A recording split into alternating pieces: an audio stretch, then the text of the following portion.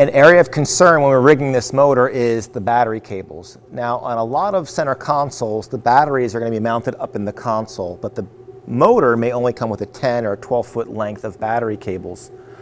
Clearly not enough to get up to where the batteries are. So it's a common rigging procedure to mount power posts in an area very close to the engine, and then run those battery cables from the engine to those posts, and then run another set of battery cables from the posts up to the batteries. Now, this is an older two-stroke 150, and the boat is capable of having a 200. So let's say, okay, hey, listen, I'm going to put a 200 four-stroke on there.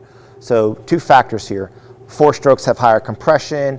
They are larger engines with camshafts. They need a lot more amperage to get the motor to crank over. So it's going to come with a fairly large set of battery cables that some people would just go and put to the post and say, I'm done. But the question is the existing wire from that post up to the battery adequate for the amount of length and voltage drop to get that motor to crank over? And if they're inadequate, we may have some cranking issues or voltage drop issues. So we need to consult with the manual and find out what is the minimum wire gauge size that we can have for extending the battery cables. Okay, another area is to check for clearance with the steering.